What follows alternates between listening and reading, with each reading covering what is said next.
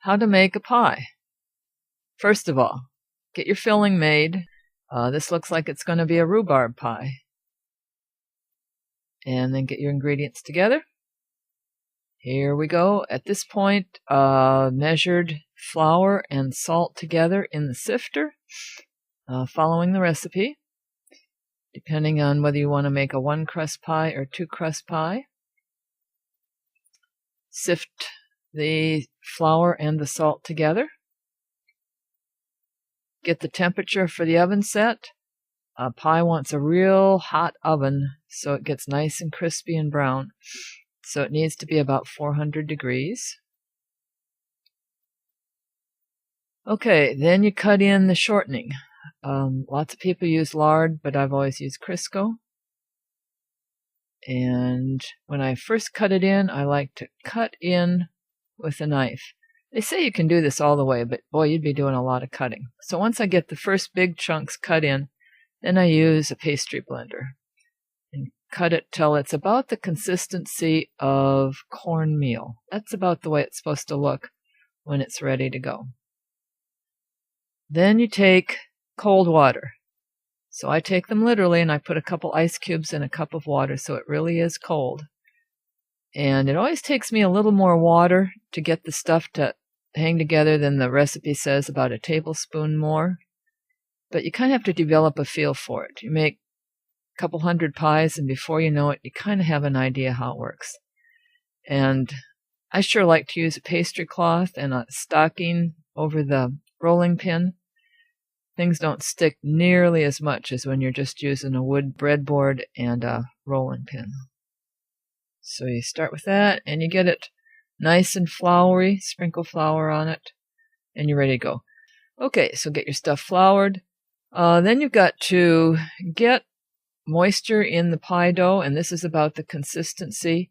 It's real tricky. You got to somewhere figure out enough water to keep it to hold together, but you don't want it to be like cardboard when you're done.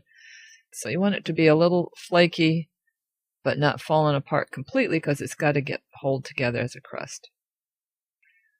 Okay, put it down on the flour board, sprinkle some flour on top of it, press it down, get it in a little patty.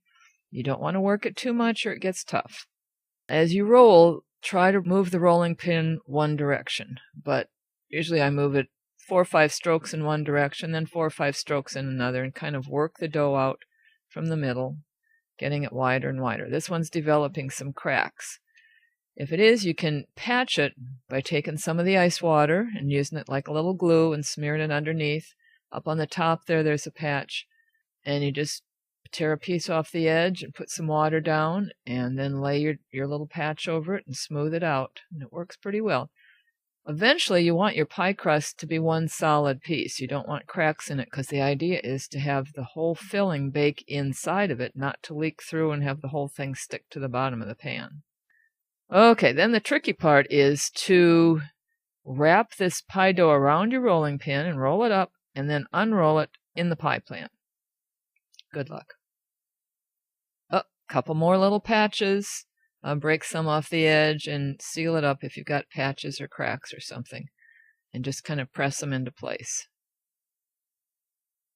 Then put the filling in. Kind of mound it towards the center as you put it in. It's going to be juicy because it's been setting for a while with the sugar and the juices getting together. Then you cut some pats of butter and put it over the thing. Not a lot. A tablespoon or 2 into thin little pats.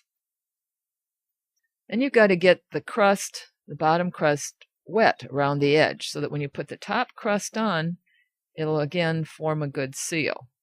So you smear more of your cold water around the edge, and then you roll up your top crust, which you've rolled out, around the rolling pin, and you spread it out over the pie. And with any luck, it ends up being on top of the pie and not off to one side. Once it's on there, you go around and trim the crust, the extra pieces off. And then you go around and make the fancy little fluting around the edge that gives it the real pie look. You dip your fork in some flour so that it doesn't stick to the pie crust as you do it. It needs to be dipped into the flour. 2 or 3 or 4 times as you go around the edge. And then you leave a couple holes in the top for the steam to escape. You don't want your pie to explode in the oven. You want just little bits of steam to escape. And finally, to give it a nice brownish crust, you smear milk over the top, and that'll make it turn real brown when you bake it. And one last thing, you sprinkle sugar on it to give it that kind of nice McDonald's apple pie look. At that point, in it goes in the oven. Stays in there for about 50 minutes. Doesn't hurt to check on it once in a while, especially if your oven bakes a little lopsided. You might want to turn it around so it's equally brown on both the near side and the far side. Then you can start cleaning up the kitchen. I always take the scraps, and you can make them into crackers or stuff just by putting them on a cookie sheet, but lots of times I just give them outside to the squirrels and the birds, who love them. About 4 or 5 hours and all that stuff disappears. Probably draped over the neighbor's trees, but anyway. The ants also love this, and what's kind of fun is if you watch a young squirrel is not too bright yet, and he wants that pie dough really bad, and he'll go for it even if there's a bunch of ants on it, and sometimes you'll see him get a whole bunch of ants in their mouth, and they kind of dance around and stuff. So I also have a husband who likes to take squirrel pictures. Okay, 50 minutes later, pie is ready to come out. Kind of watch it. Don't let it get too dark or turn down the oven a little bit. But get it nice and brown. This looks like it leaked just a little bit on one side. Ideally, it shouldn't leak, but you never get the ideal. Yep, so there it is. There's a little leak up there in the upper right, but otherwise it's in pretty good shape. Enjoy! Lots of people like them. Those things I keep in the refrigerator. I don't wash them probably only once every couple years. But as soon as I'm done, I put it in the refrigerator, and that way you don't get bugs in it or anything.